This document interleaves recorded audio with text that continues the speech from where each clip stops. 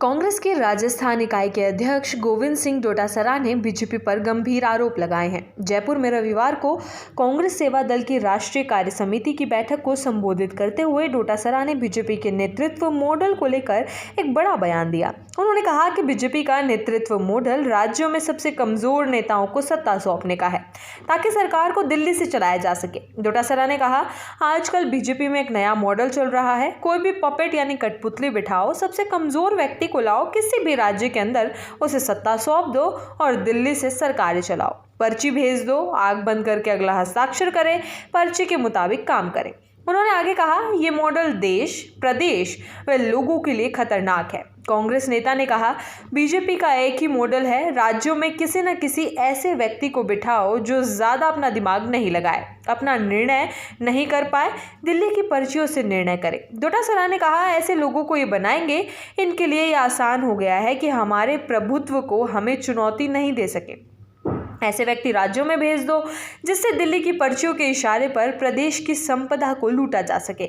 राजस्थान की बीजेपी सरकार पर निशाना साधते हुए डोटासरा ने कहा, प्रदेश के लोगों की नहीं सुनी जा रही है।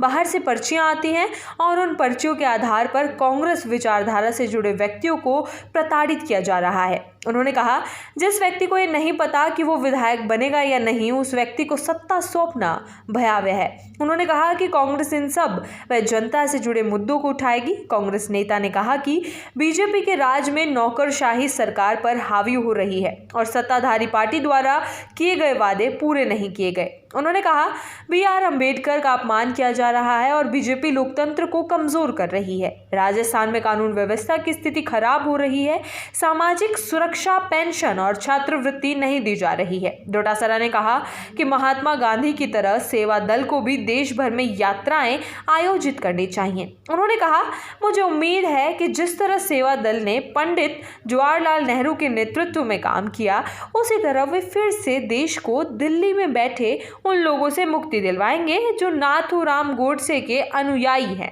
और उनकी विचारधारा का प्रचार कर रहे हैं। सेवा दल के राष्ट्रीय अध्यक्ष लालजी भाई देसाई ने कहा कि इस कार्य समिति की बैठक में कांग्रेस सेवा दल ने कुछ महत्वपूर्ण निर्णय किए हैं। इसके तहत सेवा दल के लिए हर महीने राष्ट्रीय ध्वज के साथ सार्वजनिक स्थान पर ध्वज वंदन करना अनिवार्य होगा।